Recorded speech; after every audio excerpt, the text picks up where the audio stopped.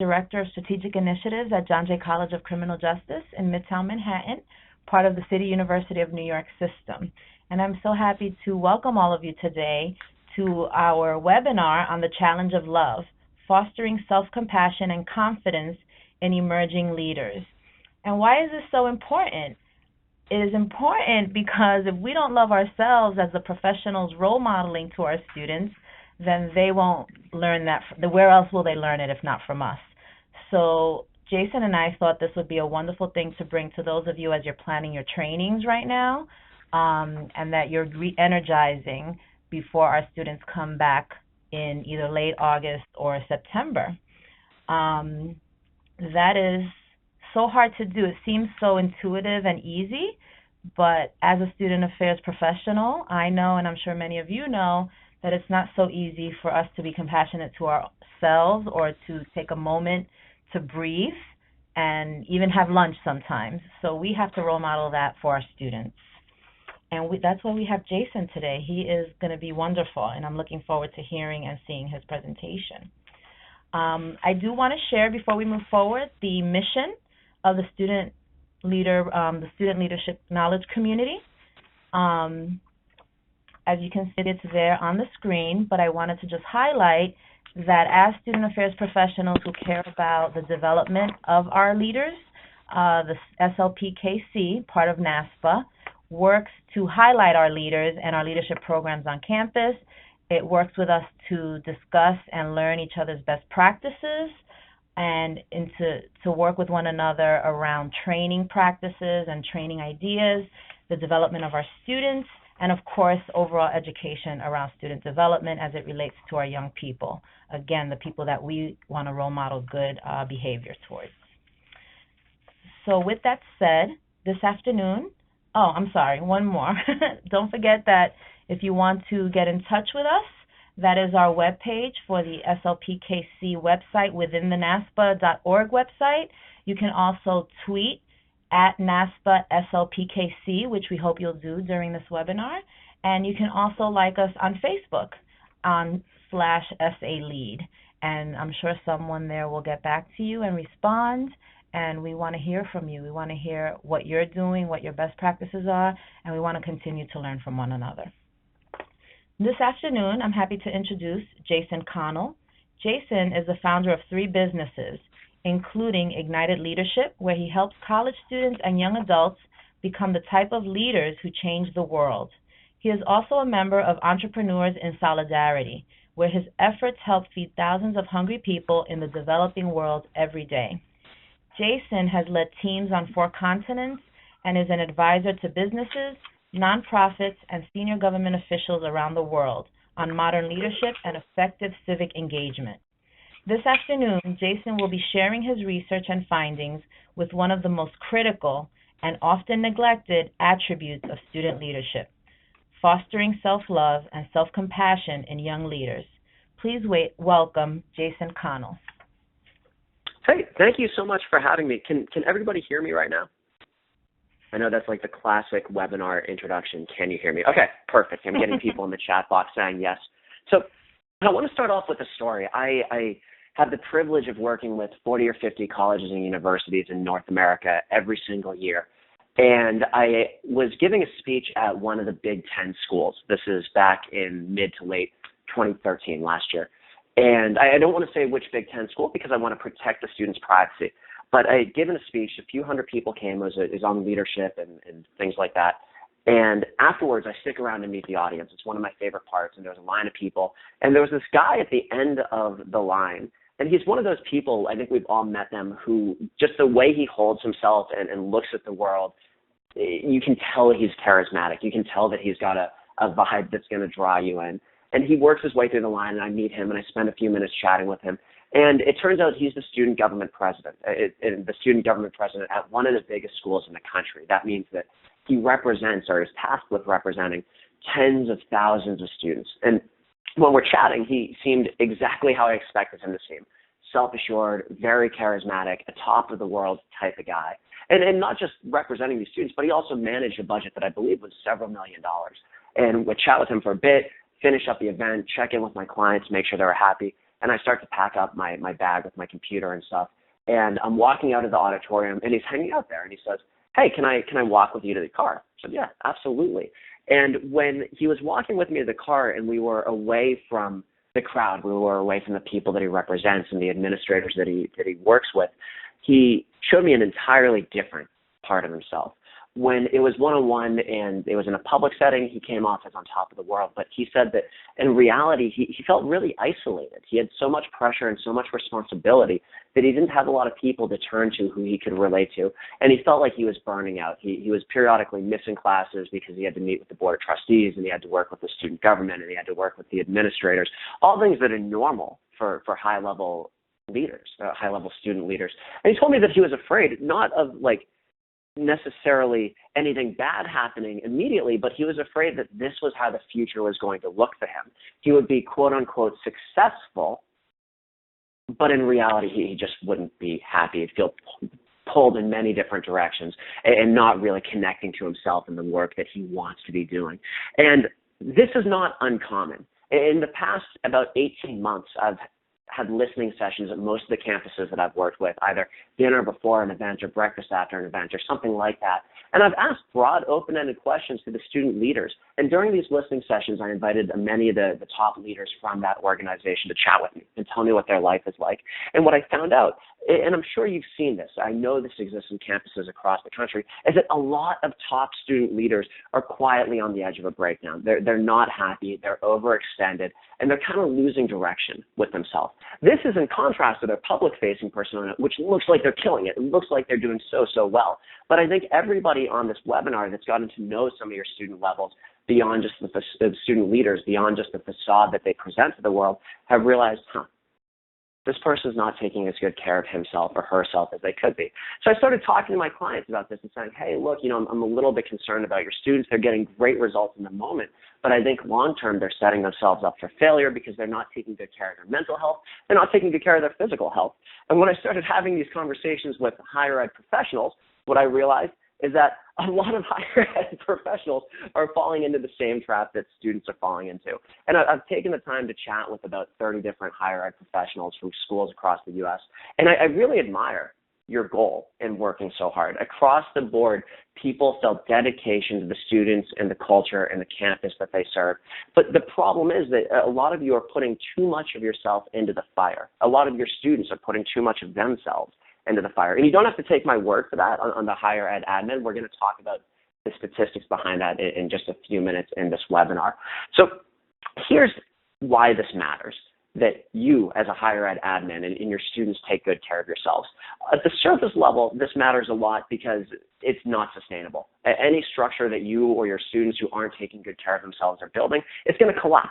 But on a much more subtle level, this matters because if you're building leaders who operate from this place of stress, from a place of anxiety, from a place of not being happy, you're not building effective leaders.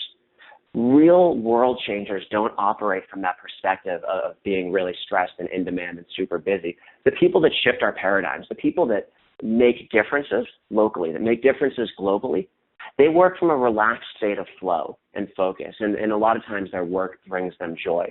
So the goal for us, for people who work in youth leadership development and emerging leadership development, should be this.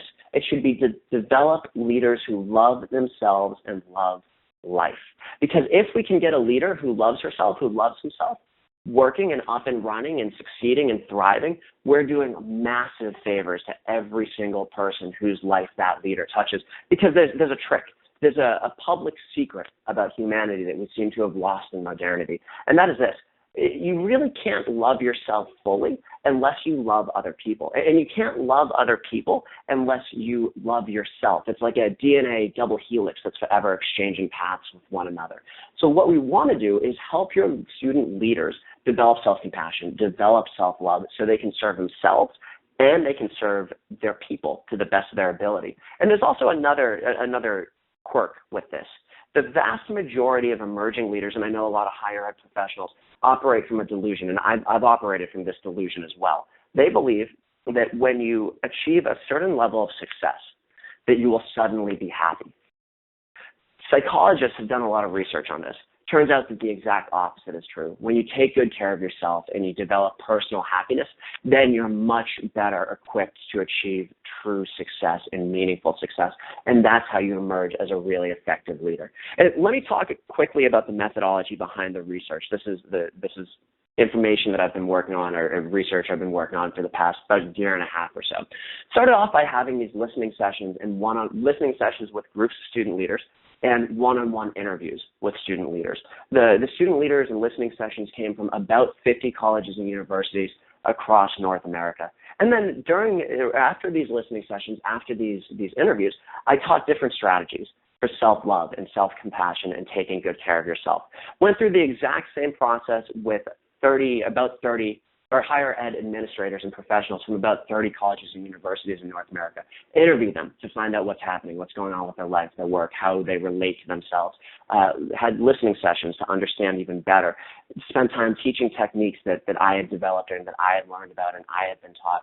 And then, there's a bit of a flaw with training, and that is that a lot of times immediately after a training, people feel great. They think they're going to change their life. Everything's going to be different. But then you follow up just a week or two later, and the deliverables are almost zero because people didn't execute on those ideas that they were so excited for.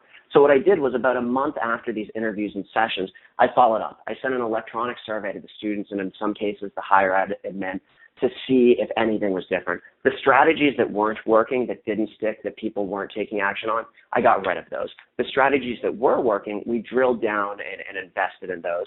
And then finally, to further refine things, I maintained a list of about 100 college students and recent professionals who graduated from college that are just killing it. They're doing super, super well. And a couple times a year, I send ideas and interview questions to this list and ask them to experiment with things. So we got the broad concepts from these interviews from these colleges and universities and then tested them on this list of 100 students and recent professionals. And that's where this data is coming from. A few quick notes on this webinar before we do the deep dive. There should be a worksheet that you were sent at about 9 or 10 o'clock this morning. Hopefully printed out. It's going to highlight some of the most important things. If you've got questions on answers, you can ask in the chat bar, and hopefully people will chime in. I will do my best to monitor the chat bar, but I'm not very good at splitting my attention like that. There's going to be a Q&A at the end. Also, I'm not going to be able to cover everything that I want to cover in this webinar. I've put together a bunch of resources, exercises for you and your students, as well as notes and additional information. This is totally free. It's my gift to you, my thank you to you for joining. You can download it. Go to ignitedleadership.com, my website, /NASPA2. You'll be asked to put in your name and your email address. You click submit, and you'll get an email with a link to download the lecture notes. And again, if you have questions, I'll put my contact information up on the screen at the end. So you can either do the Q&A or you can contact me afterwards. Also, I was asked to have a screen about a hashtag in case people want to tweet this. Let's use the hashtag NASPAIL, NASPA, you guys, Ignited Leadership, my organization. So, and real quickly, who am I? My name is Jason Connell. I am the founder of Ignited Leadership. We work with the next generation of leaders to help them become the type of leader who measures their success by how many lives they've improved, whether that's locally or globally. And let me tell you my story, because this self-love and self-compassion, the importance of this is not something that I deal with intellectually. It's something I deal with experientially. In 2013, I was leading the life that a lot of people think they want. I was flying around the country, giving speeches and running trainings. I was on a 3-month speaking tour. I was working with some cutting-edge entrepreneurs as a consultant and as a trainer, and I was also advising senior government officials in 2 different countries. Ostensibly, my life was absolutely perfect. But when I came back from this 3-month speaking tour to Washington, D.C., where I lived, I should have felt on top of the world. I should have been reveling in this quote-unquote success. But instead, I collapsed. For 3 days, I was really bedridden, couldn't get out of bed except to like grab some cornflakes or some sort of modest calories. And then when I finally when my body had recovered and I could get out of bed, I was deeply, deeply depressed. They were some of the darkest days of my life because what had happened was I poured all of my energy into working and pursuing some goal in my professional sphere while totally neglecting my physical health and my mental health and my emotional health. So all this stuff about self-compassion and the importance for emerging leaders, this for me is a practice of necessity, not something that's totally intellectual. So when students talk to me about this and admin talk to me about this, this is something I can relate to. I've been there too, You're not alone if you're feeling like you might be on the edge. Okay, so let's talk about the three big concepts for the deep dive that you're going to have a sharp understanding of to help your students develop self-compassion and self-love. Quick overview, and then we're going to talk more in depth. The first one is modeling. The way that humans understand their environment generally is by looking at what other people are doing and cueing off the people around them. If you're modeling self-compassion, your students are much more likely to model and practice self-compassion themselves. The imposter syndrome, the second big concept, one that probably 90% or more of your student leaders suffer from. The imposter syndrome is the belief that you don't deserve this success and that it's a castle built on sand and it's going to crumble soon, and in the near future you'll be a total failure. And the third concept is calibration, this idea that to truly be happy and truly be successful, your internal reality, your thoughts and your feelings, should be reflected in your external reality, the environments you exist in, your actions, your behaviors. And I want to talk about each of those in detail and give you tools that you can use with your students to help them develop the behaviors that we want to see from them. So let's start off with modeling. I'm guessing that most people on this webinar have had the chance to play with a baby before. And babies do this really, really interesting thing. It's quite charming. So to a baby, the whole world is a brand new space. They don't know what's going on. And when they do something for the first time, say a somersault, the baby doesn't know how it's supposed to react. So the baby thinks to itself, oh shit, I just did a somersault. Actually, the baby probably doesn't curse. My apologies. The baby probably says, oh shucks, I just did a somersault. I don't know about this. So the baby, when it performs a behavior for the first time, looks towards its caretaker. If the caretaker is laughing and clapping and smiling, the baby's going to laugh and clap and smile. The baby's going to learn, oh, these somersaults are great things. I love this. Flip side, if the caretaker is crying and freaking out and screaming, the baby will start crying and freaking out and screaming, and they'll be afraid of somersaults. Now, the interesting thing about modeling and social cueing is that this doesn't end with babies. Modeling and social cueing goes on forever for each person as long as we're alive. This is the reason why if you have the option of two restaurants and they both serve the exact same food at the exact same price and they're next to each other on the same street and one is empty, the wait staff look bored and it looks like the restaurant's not doing that well, and the other is full, it looks like the wait staff are enjoying themselves, the patrons are attractive people that lead good lives. Every single person, myself included, is going to want to go to the full restaurant because the social cues we get are, hey, this is the place to be. Now, your students are also modeling, and they're modeling themselves after three things. The first is the media. And by the way, the goal here with modeling is to create models of self-compassion. The first thing that they're modeling themselves after is the media. And unless we happen to have an executive at Time Warner or Turner Broadcasting or something like that on the line, it's really hard for us to control the media. So the best thing that you can hope to do with modeling behavior from the media is foster good conversation, one-on-one with your students as well as a cultural part of your campus. The other area that your students are modeling themselves after are their peers. And I want to give credit where credit's due. It's really obvious to a lot of people, I think, that your students are modeling their peers, but this wasn't obvious to me. Jeannie Karawas, a really talented student leadership professional at UCF in Florida, had pointed out to me, hey, they don't just model the media and the admin, they also model their peers as well. So thank you, Jeannie, for helping me see that. I missed it, but you didn't. Thank you.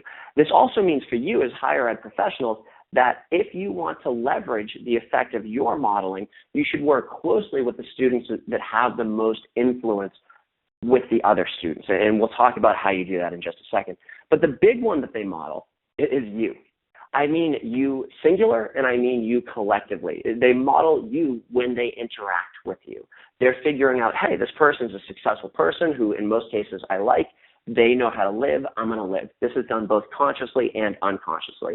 It also happens at the you plural level because you and your team, how you interact with each other, what you deem is appropriate and inappropriate, all that stuff, that's how the campus culture is formed. So if you have a campus culture where people exist in a high-stress state, very, very good chance that your students are going to believe that it's okay to exist in a high-stress state. And let me talk about why I find this a little bit concerning.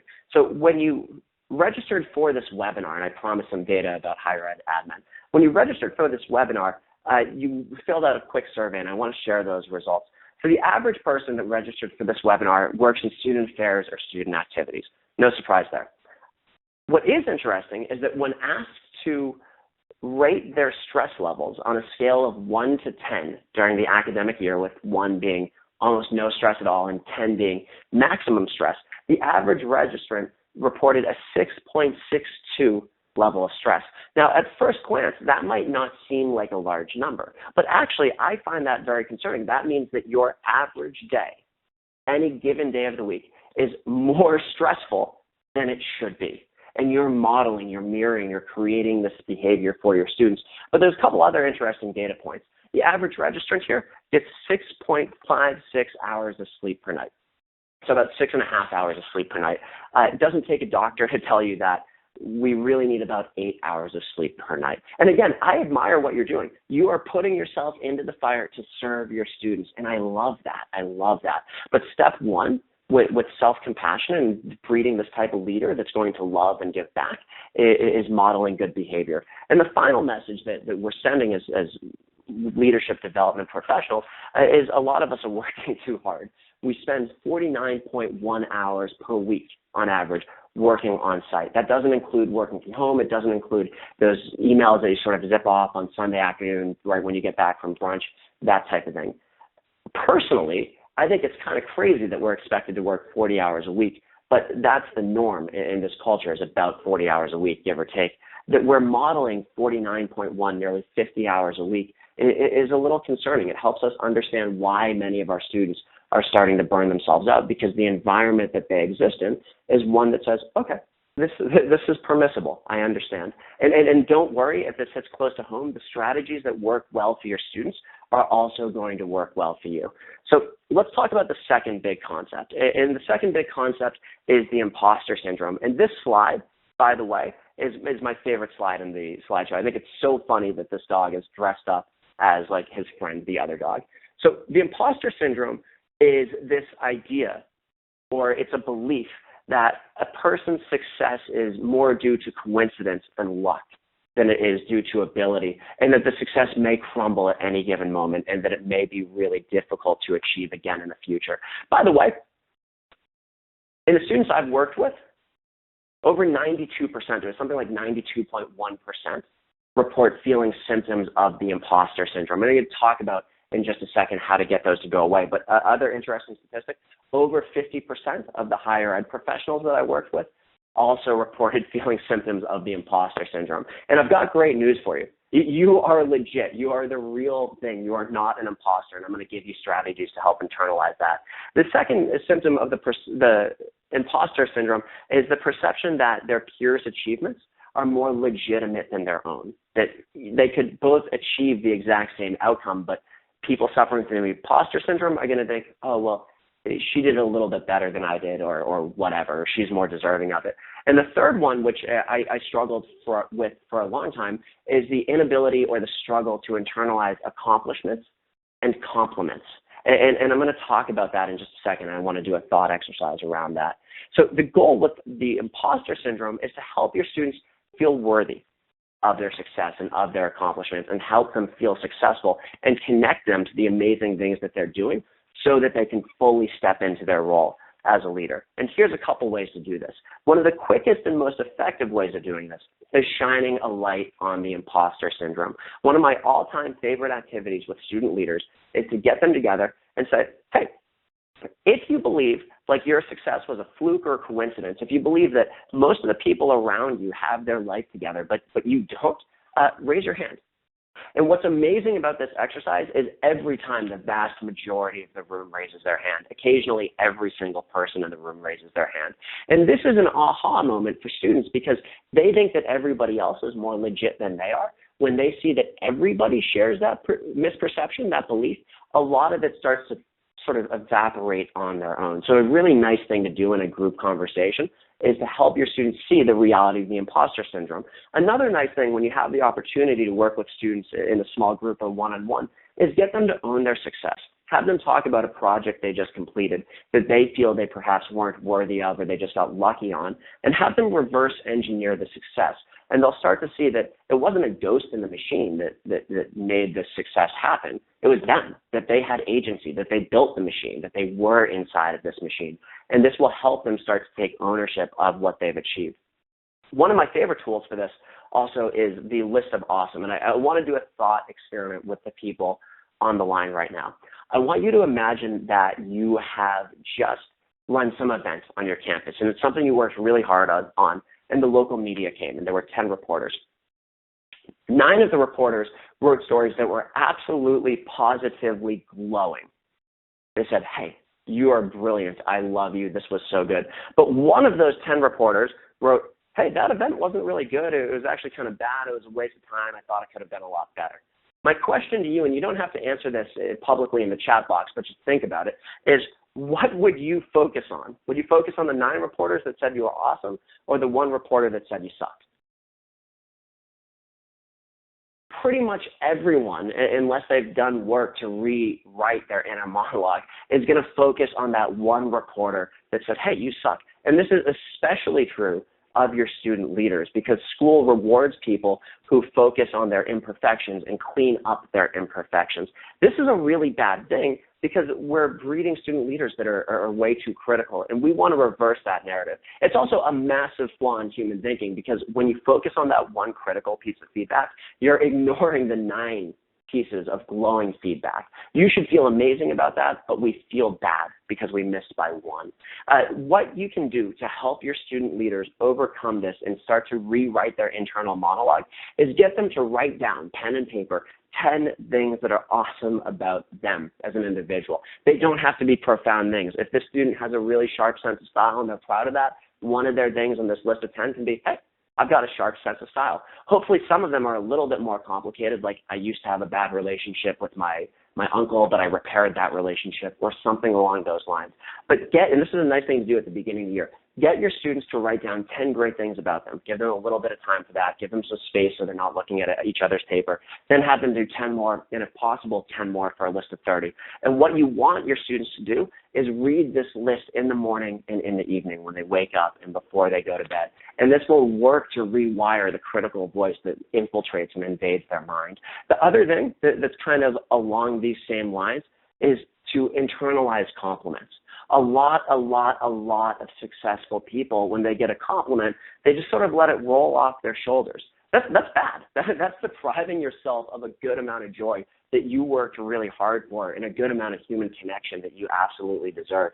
When you get a compliment, or when you see a student get a compliment and they fail to internalize it, if you can, have them slow down and pause and really drink that in and let the good feelings of being admired or respected by someone else wash over them, because internalizing criticism is happening automatically. We need to train our students to internalize the compliments. The way we do that is by getting them to pause and breathe and focus on what that actually means.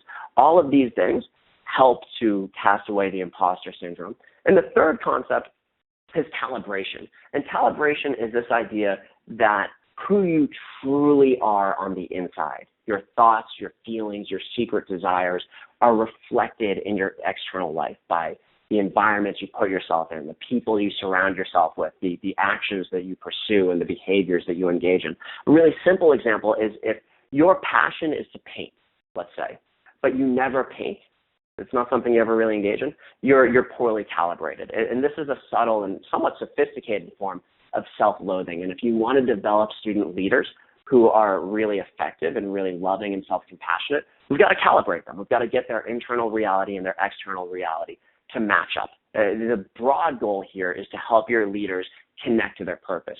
This sounds complicated, but it's not. Let me give you a tool for that you can use with your students.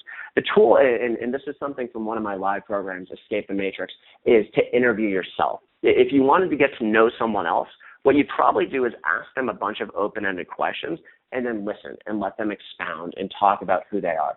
Same exact strategy will work with your students. Instead of interviewing someone else, have them interview themselves and be really particular about the questions that you ask them. Here are a couple very high-leverage questions that'll help your students calibrate, and it's also going to help them trace what their purpose might be. A great question is, if I only had 6 months to live or 3 days to live, whatever it is you want to do for the time parameter, what would I be doing? Because all the stuff that's not important to the student will suddenly start to cut away, and they'll be able to see what actually genuinely matters to them. The kind of opposite of that question is, hey, how do I want my life to be when I'm 90? get your students to paint a really clear picture of what it is they want when they're 90, and then reverse engineer how to get that. The 6 months to live question, that's going to help them trace their values and the work that's really important to them. The how do I want to be when I'm 90 question, that's going to help them connect to the actual life they want to be leading. And you'll notice that a lot of times your students, the lives they project for themselves when they interview themselves are different than the lives that they're living right now. That stresses students out. Deflate that stress. Don't let them get too stressed out. You don't need to make drastic changes all at once. Baby steps, small changes, one thing at a time, are totally reasonable. Another good exercise to have your students do, and if you do a retreat with your student leaders, do this on the retreat. Have them create their vision for themselves. Have them, with words or visually, if they're artistic in that way, paint the exact picture of what they want for themselves, what sort of life they want, who they want in it, and really have them drill down and get explicit in the detail so they're describing the exact vision that they want for themselves. This is going to connect your students to who they truly are. And then a final exercise, and this is something from Brené Brown. If you haven't read The Gifts of Imperfection or Daring Greatly, please read that. Do reading groups with your students. Again, if you download the resources at ignitedleadership.com/NASPA2, there's recommended books, and both of those books are on this list. But a great exercise to have your students do, or for you to do yourself, is to write down your demons. All of us are haunted by little demons that we try to totally ignore. And it makes sense that we ignore our demons and insecurities, but when we ignore them, we feed them. Demons can't possibly live in the light. And when you write them down, you shine light on them, and you start to zap them with their power. You start to remove the power and the hold that they have over you. And then finally, if you really want to amp this up, this is a very emotionally charged exercise, and it's one that I encourage you to go through first if you're going to advocate your students do it. But if you really want to amp this up and you really want to own your story, what I suggest you do is interview yourself, or have your students interview themselves. Write down all those answers, what they want to be with when they're 90, what their demons are, any additional information that they want to share, and then have them share that story. Either have them read it out loud at a retreat or send it to a couple close friends.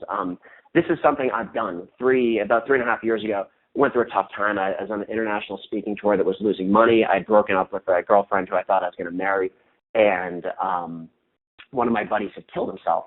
And for a while, I was in a total funk. What I eventually did was wrote everything that I was feeling and shined light on the lies I was telling myself and the things I didn't want to see, and sent this off as a PDF document to 3 or 4 of my closest friends. And when you do that, it forces you to own your story. You can't hide anymore. It almost automatically calibrates yourself if the document is authentic and if it's honest.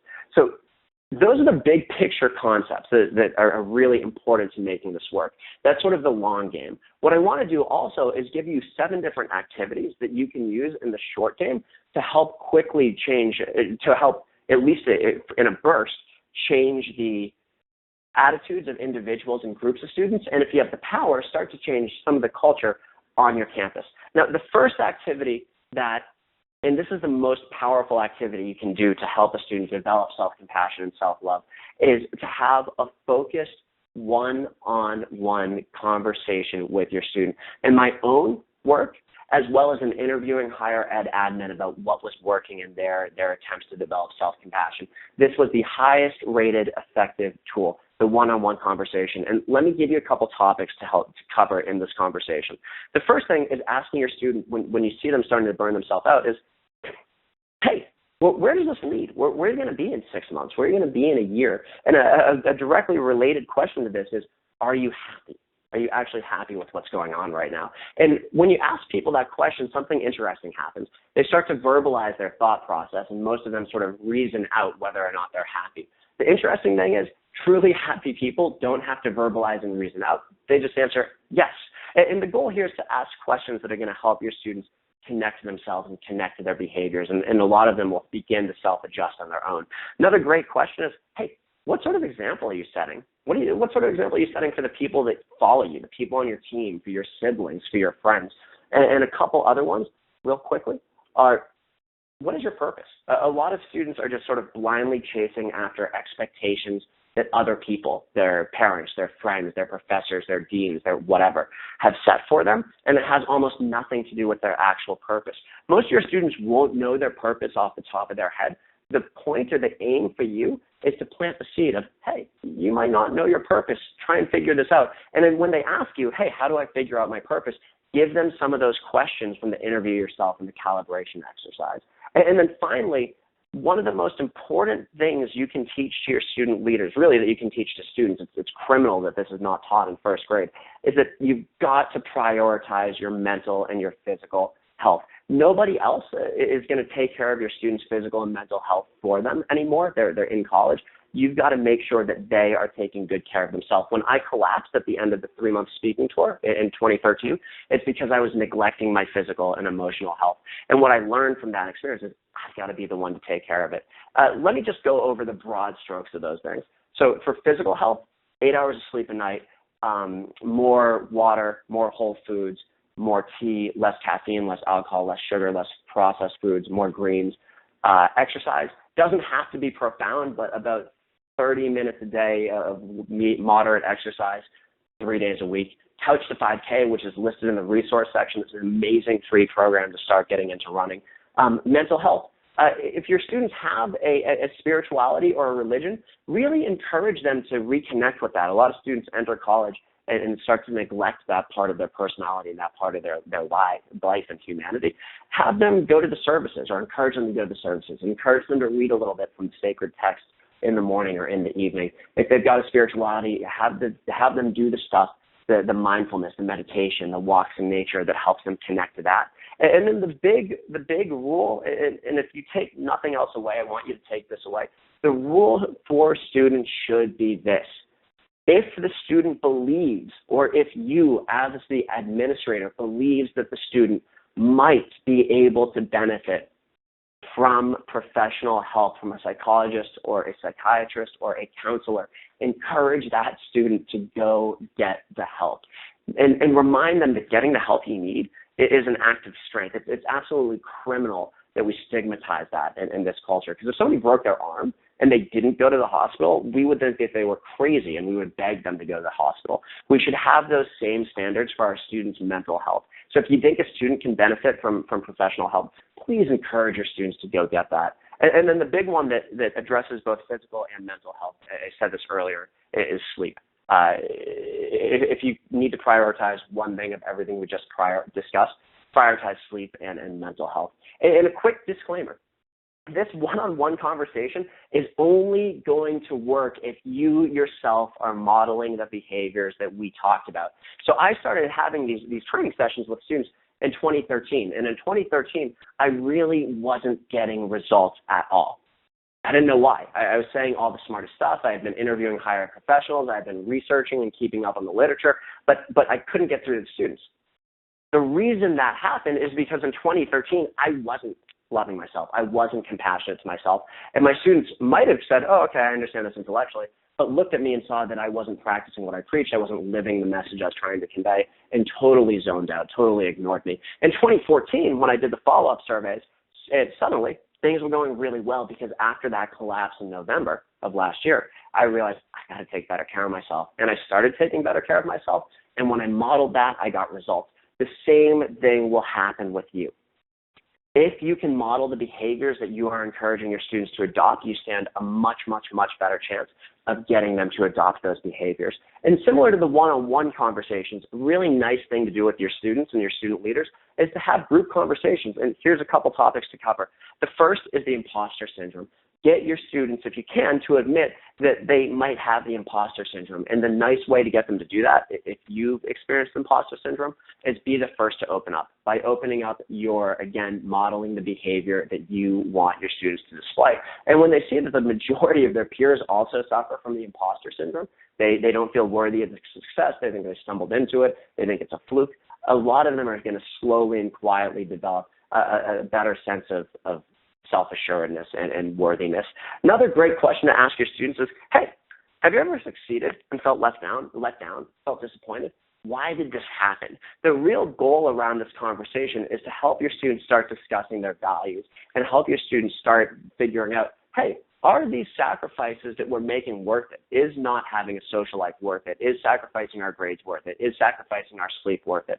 Some of your students will come to the conclusion, yeah, it is worth it. I don't think it's your job to convince them otherwise. I think it's your job to help them get in touch with themselves and let them convince themselves otherwise. But in my experience, when you get students individually and collectively to actually analyze what they're suffering from and what they're sacrificing, a lot of them will begin to understand, hey, this might not be worth it. And then the same exact caveat as the one-to-one conversation. This will only work for you if you can model the behaviors that you want your students to adopt. So in one of my trainings, the Leadership Accelerator, what we do is 6 to 8 weeks before the event, we survey the students that are likely to attend or the groups that we're working with and ask them a bunch of questions about what leadership skills they want to learn, take the answers to those questions, take briefing sessions with the higher ed admin that I'm working with on what you want your students to learn, and then build the training from there. One thing that has shocked me is the most requested skill that student leaders want to learn is not team building or developing charisma or stress management or anything like that. Way against my expectation, the most requested skill from student leaders is learning how to say no. And when you think about it, that kind of makes sense because people get overextended because they say yes to too many things.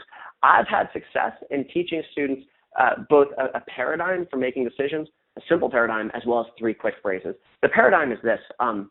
When somebody requests your time or your attention, ask yourself, is this well calibrated for me? Is this something I actually believe in and want to do? And do I have the time to do that? If the answer to both of those questions is yes, encourage your student to commit. If the answer to one or both of those questions is no, the answer should be no. But then the thing that students struggle with is saying no. Here's the 3 phrases that I've had the most success in working with students.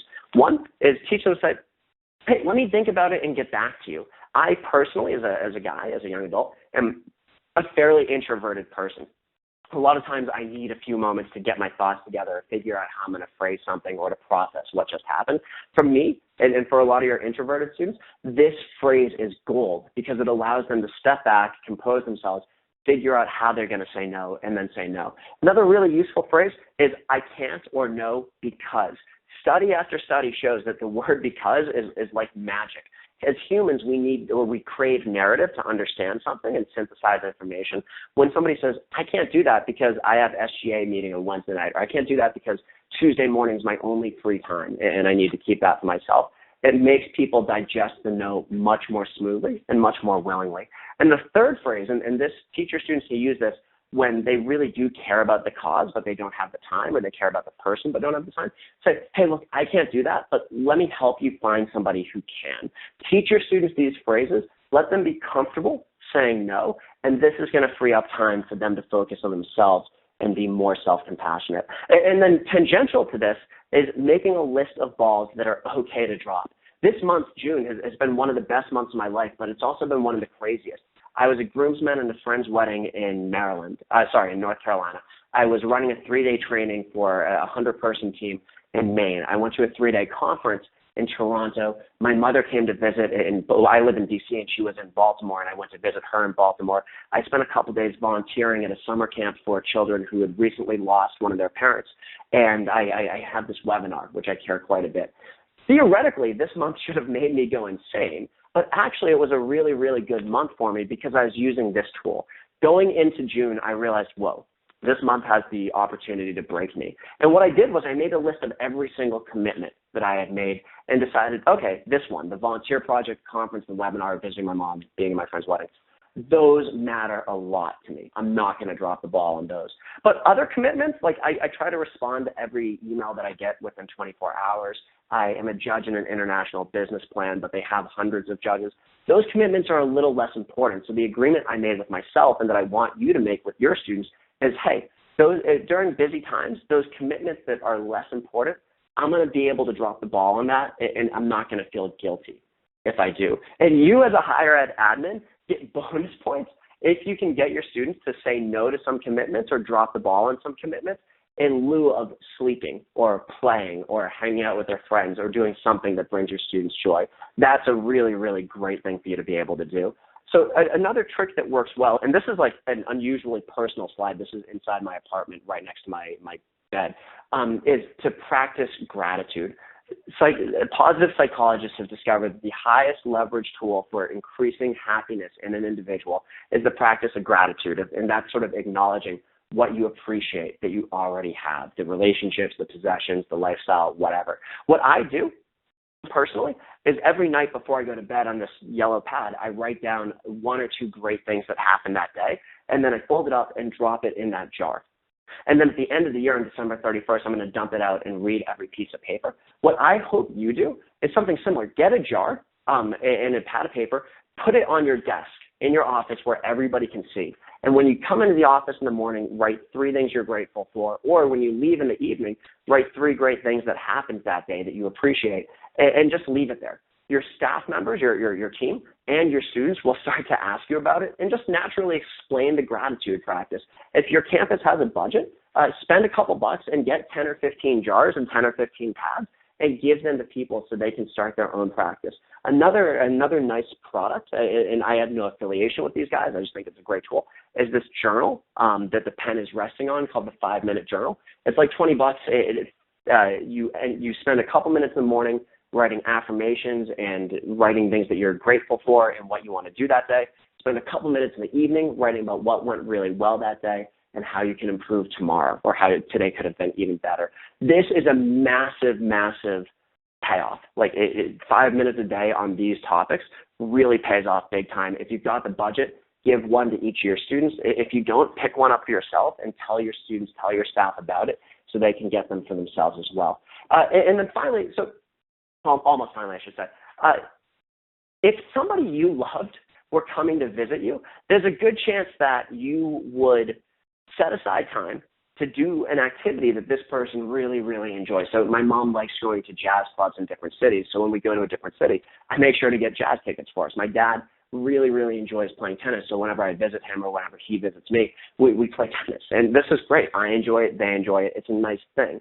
What you should have your students do is treat themselves the same way they would treat someone else that they love. Have them carve out time every week, if possible, to take themselves out on a date. And the catch on this date is that they can't do anything productive. So they can't read a book on student leadership. They've got to read they've got to reread Harry Potter or something like that. Or if they love painting, they've got to go painting. Or sailing, they've got to go sailing. Have them carve out time to take themselves on a date and just do something they absolutely love.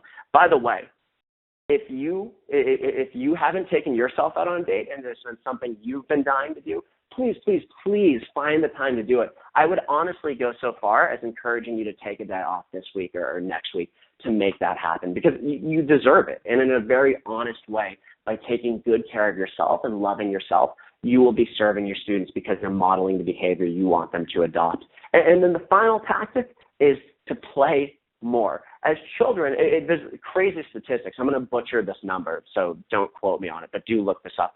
Children laugh 100 plus times a day, and adults laugh 6 to 12 times a day. One of the reasons that children laugh so much more than adults is children spend their time playing. And as adults and college students, we kind of cast away that behavior. What I'm a huge advocate for is bringing that behavior back into your life as a young leader, as a higher ed professional, as an adult.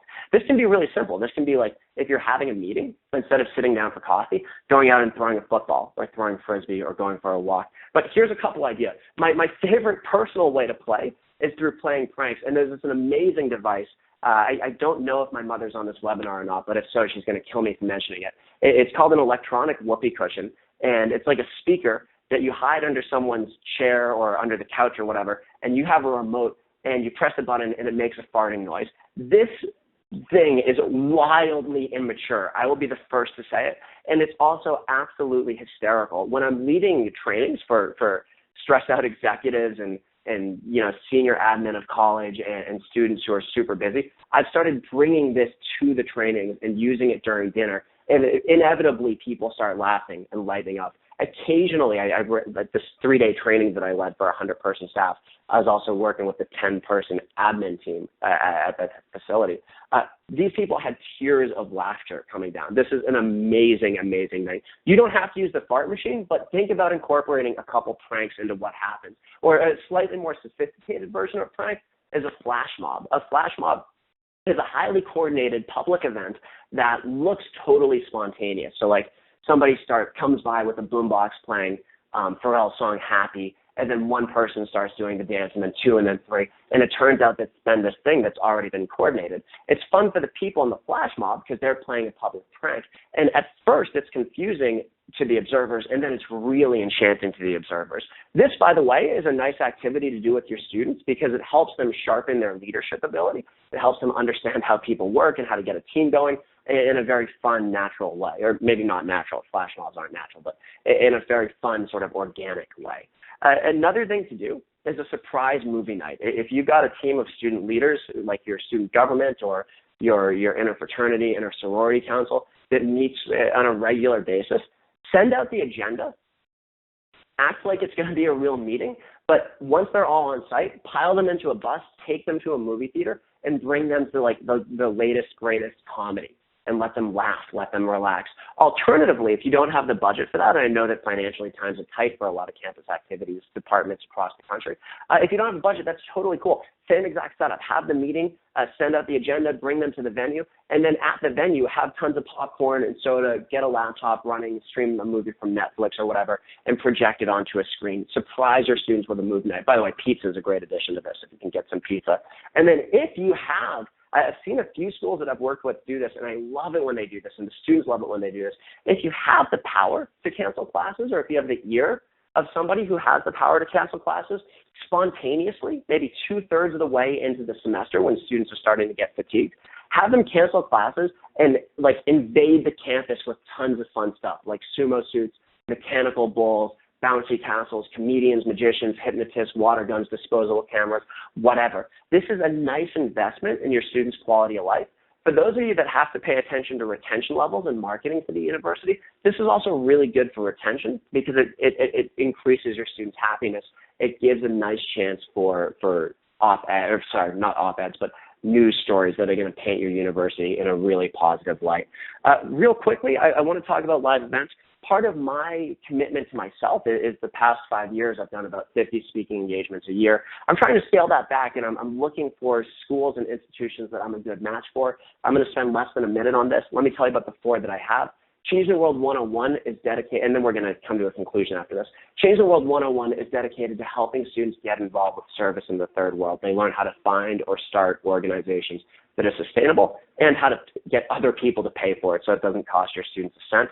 Escape the Matrix is designed to help your students adopt the mental operating system or load up the mental operating system of the leader and learn how to connect to themselves, how to navigate through failure, how to pull together a team and maintain motivation individually and collectively. The Leadership Accelerator, which I mentioned before, we survey your students ahead of time. We interview you ahead of time to figure out where your students are at and where you want them to go. The Leadership Accelerator handpicks 4 to 6 high-leverage leadership skills for your students to learn, and then we use an accelerated learning environment to help them quickly pick up those skills. And Fear and Confidence, a new program that I've been testing and building for the past 18 months and is going to start going live this upcoming semester, is based on what we've been talking about right now. It's designed to develop genuine confidence in your students.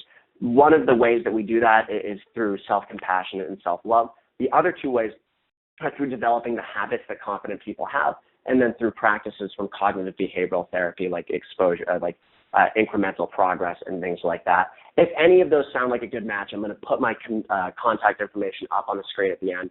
Shoot me an email. Love to talk to you and see if we can work together. Also, I want to earn my clients' trust and the institution's trust that I work with. All my live events, all the consulting that myself and I have a small team, or I'm growing a small team, do, come with a 100% money-back guarantee. It boils down to this. After the job is done, I'll give you a call. I personally call 100% of the clients to make sure you're happy. If you weren't happy, if you feel like we didn't deliver on our promises, let me know. I'll give you a 100% refund that includes travel and all that stuff To date, that's never happened. I've worked with hundreds of campuses and institutions, but I'd rather refund your investment than leave you unhappy. In fact, almost 80% of my clients hire us again and again and again. So let's draw a conclusion. Let's tie all of this stuff together. A lot of your students are living under a kind of delusion, and the delusion is this. One, when they become successful, they will finally be happy. And two, that being busy and being stressed and not having any time to themselves is a status symbol and an indicator of importance. The fact of the matter about happiness is that you become happy first and then you become much more likely to succeed. The fact of the matter about busyness is a status symbol. That's a terrible, terrible status symbol. It's a good way to burn people out. One of the most valuable things that you can do as a higher ed professional is teach your students to love themselves. Because the truth about loving yourself is you can't love yourself without loving someone else. And when your student loves themselves, if they do it right, if they calibrate, that same joy and sense of success that they want for themselves, they'll naturally want for other people. So when you take the time to build a leader who loves him or herself, you're touching somebody's life and you're teaching a skill that's going to last them forever. And this is the type of leader that our world needs, one who's invested in the success and stability and happiness of themselves and other people. By taking the time to do this, you are responsible for changing the world dramatically. If there's anything I can do to help you along with that process, please feel free to shoot me an email or give me a phone call. I'm happy to talk about this stuff, happy to work with you on it. Thank you so much for your time. I know you're busy people. I know that a lot of people sort of ducked out of the World Cup game early, and I'm super grateful for that. Thank you so much. And I know we're just about at 3 o'clock, but I will stick around for a little while if you have questions or want to talk about things. Thank you so much, Jason. I know there would be a round of applause if we were in a big auditorium. So thank you. I appreciate that. Excellent, excellent. So as I mentioned in the discussion, if you missed any notes, I know we have some diligent note takers in the audience. The webinar notes are available at ignitedleadership.com/NASPA2. If anyone has any questions, we can probably take one or two. If you want to type it in right now to the message box, I'll take a look. I know he was so thorough, though. That was so excellent.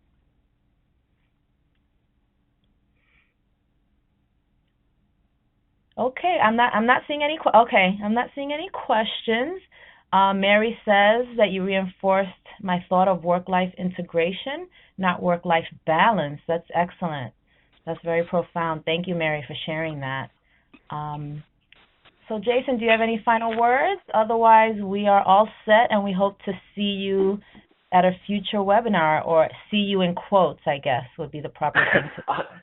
Always honored to work with you and the team in NASPA and the Student Leadership Knowledge Commons. No, my final thought is thank you. I have a sense of gratitude towards everyone that joined. If I can help you develop student leaders that love, or if you want to talk about some of the stuff on the individual level with yourself and your own self-compassion, I've been there. I did a good job of neglecting myself last year. I'm doing much better taking care of myself this year. Please don't hesitate to get in touch. I'd love to hear from you. Otherwise, thank you all so much for your time. Total honor to get to share my work with you. Have a great afternoon. Yes, thank you, everyone. Good afternoon.